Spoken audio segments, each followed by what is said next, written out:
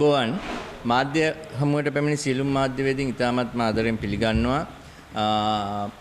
ශ්‍රී ලංකාවේ නැවත වතාවක් මතභේදයට තුඩු දෙන මාතෘකාවක් කතා වෙමින් පවතිනවා සියලුම දෙනා මාධ්‍ය මගින්, සමාජ මාධ්‍ය මගින්, ඒ වගේම YouTube අවකාශයේ සැරිසරන අපගේ හිතවත් YouTube අවකාශයේ සැරිසරන ඒ මහත්මීන් මේ සම්බන්ධයෙන් විශේෂයෙන් අවධානයට ලක් කරනවා. ඒ වගේම පහුගිය දවස්වල සෞඛ්‍ය අමාත්‍යාංශයේ නොයෙකුත් වූ ස්ථානයන් වල ඖෂධ නියාමන අධිකාරිය තුල මේ බෙහෙත සම්බන්ධයෙන් කතා බහට ලක් කිරීමක් සිදු කළා. මේ අවස්ථාවේ අපිට අපේ මතවාදය සිවිල් බුද්ධි පෙරමුණ විදිහට ප්‍රකාශ කරන්න ඕනි.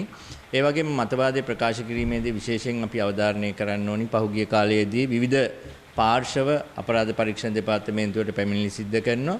ඒ වගේම විවිධ කණ්ඩායම් වෙත චෝදනා එල්ල කරනවා මේ ඖෂධය සම්බන්ධයෙන්. ප්‍රථමයෙන්ම මම කියන්න ඕනි මේ අවස්ථාවේදී විපක්ෂයේ සමහර කණ්ඩායම් කෙලින්ම රජයට මේ චෝදනාව එල්ල කරනවා. හැබැයි රජයට චෝදනා එල්ල කිරීමේදී ඔවුන් කිසිම අවස්ථාවක මේ ඖෂධය ලංකාවට ගෙනාවේ ඒ අතරමැදි සමාගමේ නම නොකියනවා. ඒ කියන්නේ නම කියන්නේ නැතුව බොහෝම පරිස්සම් වෙනවා. PTC Holding කියන නම සහ එම සමාගමේ අධ්‍යක්ෂක මණ්ඩලයේ නම නොකියා තමයි ඔවුන් මේ කාර්යය කරගෙන යන්නේ. එතකොට එහි අධ්‍යක්ෂක මණ්ඩලයේ ගිහාන් බෙන්රගම, ගිම්හානා වික්‍රමසුරේන්ද්‍ර සහ ජාලිය වික්‍රමසුරේන්ද්‍ර තමයි කටයුතු කරන්නේ. එතකොට මේ බෙහෙත මගින් දැනට IDH රෝහලේ මරණයන් දෙකක් වෙලා තියෙනවා කියලා සැක කරනවා. ඒ වගේම මහනුවර ජාතික රෝහලේ බැක්ටීරියා විෂනාශක අංශය මගින් මේ වන විට තහවුරු කරගෙන තියෙනවා මේ ඖෂධය උග්‍ර විෂ සහිත බැක්ටීරියා ඇති වෙලා තියෙනවා කියලා. ඒ වගේම පහුගිය 12 වෙනිදා මේ ඖෂධය නැවත කැඳවීමක් සිදු කරනවා. ඖෂධ නියාමන අධිකාරිය නිකුත් කරපු ලිපිය අපි ගාව තියෙනවා. මේ ලිපිය තාමත් රහසිගත ලිපියක් විදිහට තමයි මේ ලිපිය කිසිම කෙනෙක් කිසිම අවස්ථාවක මාධ්‍යයට හෙළිදරව් කරන්නේ නැහැ. එතකොට මේ විදිහට රජයේ නිල වශයෙන් දැනුම් දීමක් කළා තියෙනවා. මේ බෙහෙතේ සංකූලතා ඇති වෙලා තියෙනවා, අසාත්මිකතා ඇති වෙලා තියෙනවා.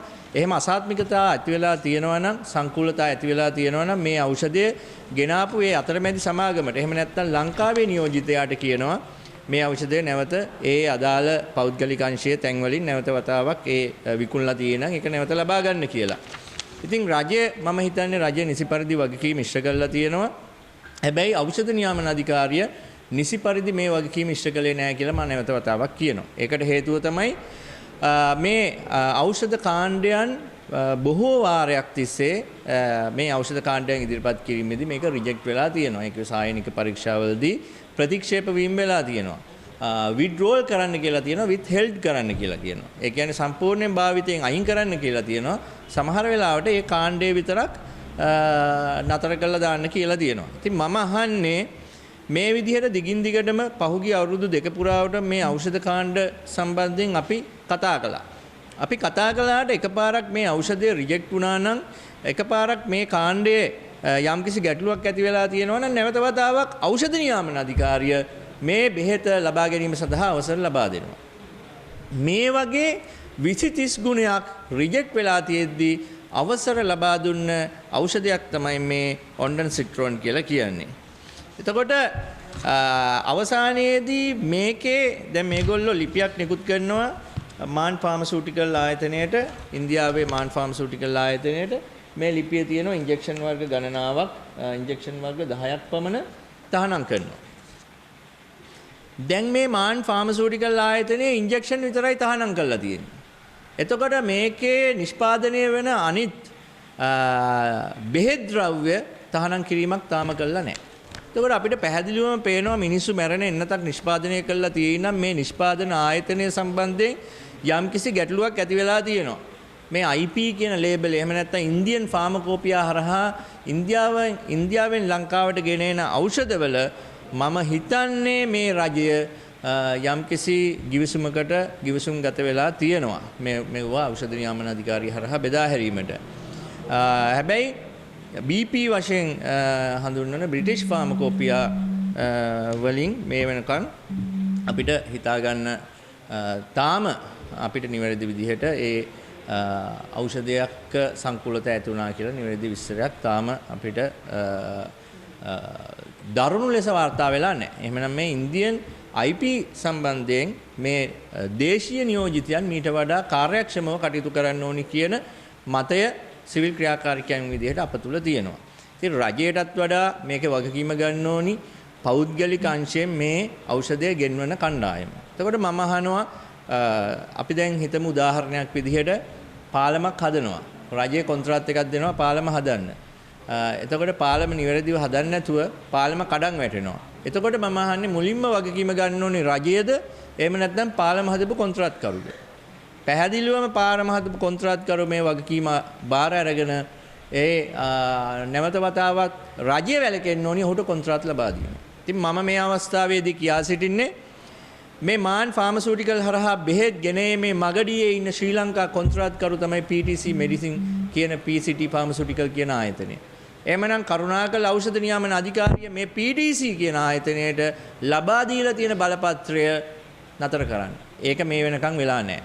මේ අවස්ථාව වන විටත් PTC ආයතනයේ මගින් ලබා දෙන බෙහෙත් ඖෂධ නියාමන අධිකාරිය ලබා ගන්නවා. එහෙමනම් වගකීමක් ඖෂධ නියාමන අධිකාරියටත් තියෙනවා කරුණාකර මේ බෙහෙත් ලබා දීම නතර කරන්න. මම කියන්නේ මේ බෙහෙත් ලබා දීම සම්බන්ධයෙන් පෞද්ගලික බෙහෙත් සැපයුම්කරු එහෙම නැත්නම් අතරමැදි සමාගම සම්පූර්ණයෙන් වගකීම ගන්න ඕනි. දෙසැම්බර් 12 වෙනිදා මේ ඖෂධ නැවත ගන්න තියෙන කියලා නිවේදනය නිකුත් කළා තියෙද්දී දෙසැම්බර් 13 වෙනිදා දුන්නු එන්නත් වලින් තමයි මේ මරණයන් සිද්ධ වෙන්නේ. එතකොට මෙවැනි නිවේදනයක් නිකුත් කළා තියෙද්දී මේක පැහැදිලිවම ඇඩ්‍රස් කරලා තියෙනවා මේ නිවේදනය නිකුත් කරද්දී ආයතන 15කට. මෙන්න මේ යට තීරුවේ තියෙනවා ආයතන 15කට මේක ඇඩ්‍රස් කරලා තියෙනවා. එහෙමනම් මේ ආයතන 15 ඉන්න අයත් යම් කිසි විදිහකට වගකීමක් දරන්න ඕනි මෙන්න මේ ඖෂධය නිසා මිය යෑම සම්බන්ධයෙන්. ඉතින් තාමත් නිවැරදි විදිහට මේ ඖෂධයේ විස වෙලා මිය ගිය අයට නිවැරදි වන්දියක් තාම ලබා දීලා නැහැ. ඒ වන්දිය ලබා දීම සඳහා කටයුතු කරන්න ඖෂධ නියාමන අධිකාරිය සතුව ෆන්ඩ් එකක් තියෙනවා මේ ඖෂධ ලියාපදිංචි කිරීම සඳහා විශාල මුදලක් ලබා ගන්නවා. එතකොට ඔවුන්ගේ ෆන්ඩ් එක හොල්ලන්න කියලා අපි ඉල්ලා සිටිනවා. ඒ විතරක් නෙමෙයි ලංකාවේ මේ වෙන විට ඖෂධයක් නිවැරදි ආකාරයට පරීක්ෂණය කිරීම සඳහා අවශ්‍ය සියලු පහසුකම් ඖෂධ නියාමන අධිකාරිය සතුව නැහැ. ඉතින් ඖෂධ නියාමන අධිකාරියේ පරීක්ෂණාගාරය නිවැරදි ලෙස ස්ථාපනය කරන්න කියලා මේ මොහොතේ අපි ඉල්ලා සිටිනවා. ඒ වගේම තව දෙයක් තියෙනවා ආනන්ද විජේවික්‍රම මහතා ඖෂධ නියාමන අධිකාරියේ විධායක අධ්‍යක්ෂකවරයා. ඔහු පහුගිය රජයන් සමයේදීත් හිටියා. එතකොට මේ රජයන් සමයේදීත් ඉන්න නිලධාරියෙක්. මම මීට කලින් වතාවක කෝඇමෙක්සික්ලෝව් කියන ඖෂධය සම්බන්ධයෙන් කාණ්ඩ ගණනාවක් ප්‍රතික්ෂේප වෙලා තියෙද්දි මේ ඖෂධය නිසා මරණයක් සිදු වෙයි කියලා මම ඒ අවස්ථාවේ මාධ්‍ය මගින් දිගින් දිගටම දැනුවත් කළා. ආනන්ද විජේවික්‍රම මොකද්ද කළේ? මට විරුද්ධව අපරාධ පරීක්ෂණ දෙපාර්තමේන්තුවට පැමිණිල්ලක් දාලා මාව ගෙන්නනවා අපරාධ පරීක්ෂණ දෙපාර්තමේන්තුවට. එෙහිදී මට තරය අවවාද කරනවා මේ ඖෂධය සම්බන්ධයෙන් මීට පස්සේ කතා කරන්න එපා. කතා කළොත් ඔයාලට තමයි ඇතුළට යන්න වෙන්නේ කියලා.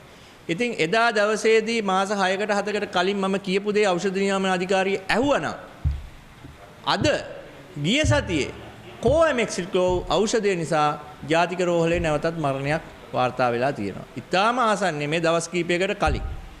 ඒ මරණයට වග කියන්න ඕනි මම කියන්නේ ආනන්ද විජේවික්‍රම සහ මේ ඖෂධය නිෂ්පාදනය කරන නවස්ටා ෆාමසිටිකල් කියන ආයතනය. එතකොට මම අහන්නේ මේ වගේ ඖෂධයකින් මරණයක් සිද්ධ වුණාට පස්සෙවත් මෙවැනි ආයතන වලින් ඖෂධ මිලදී ගැනීම තහනම් කිරීමට එය වැළැක්වීම සඳහා ක්‍රියාමාර්ගයක් ඇයි ඖෂධ නියාමන අධිකාරිය ගන්නෙ නැත්තේ? කරුණාකරලා ඉදිරියේදී PTC හෝල්ඩින් ආයතනයට PTC ආයතනයට යම් කිසි ආකාරයකට බෙහෙත් ගේන්න ඖෂධ නියාමන අධිකාරියේ අවසර ලබා දෙනවා නම් සිවිල් ක්‍රියාකාරිකයන් විදිහට අපි බොහෝම විමසිලිමත් වෙනවා. මොකද මේ බෙන්රගමලා කියලා කියන්නේ කලින් ඖෂධ නියාමන අධිකාරිය එතකොට සුවඳ විලවුන් සහ නියාමන ආයතනය කියලා වෙනත් නමකින් තිබ්බේ. මේ ආයතනයේ හිටපු සභාපතිගේ පුතා. ඉතින් සභාපතිගේ පුතාට ඒ විදිහට ඍෂි විදිහට තමන්ගේ ඖෂධ බිස්නස් එක කරගෙන යන්න දෙනවා නම් තත්වයෙන් බාල ඖෂධ ලංකාවට ගෙනහල්ලා ඒකටද ඖෂධ නියාමන අධිකාරියක් ලංකාවේ පිහිටවලා තියෙන්නේ. ඉතින් හැම වෙලාවෙම රජයට ඇඟිල්ල දික් කරන්නේ නැතුව දැන් නලින්ද ජයතිස්ස මේ ඖෂධයට වග කියන්න ඕනිද? එතකොට එහෙම තමයි අහන්නේ විපක්ෂයේ ඇතම් කණ්ඩායම්. අපි අහනවා එහෙනම් නලින්ද ජයතිස්ස විතරක් නෙමෙයි. ඇයි මේ විපක්ෂයේ කට අගුළු වැටිලාද? ඖෂධය ගෙන්නපු සමාගම මේකට වග කියන්න ඕනි ලංකාවේ නියෝජිතයා. නියෝජිතයාට මේ ඖෂධය ආපහු හරවලා ගන්න කියලා තියෙද්දි ඒ රෝහල් වල තියෙන්නේ අර පුහින්ද තමයි රෝහල් වල මේ ඖෂධය විද්දේ.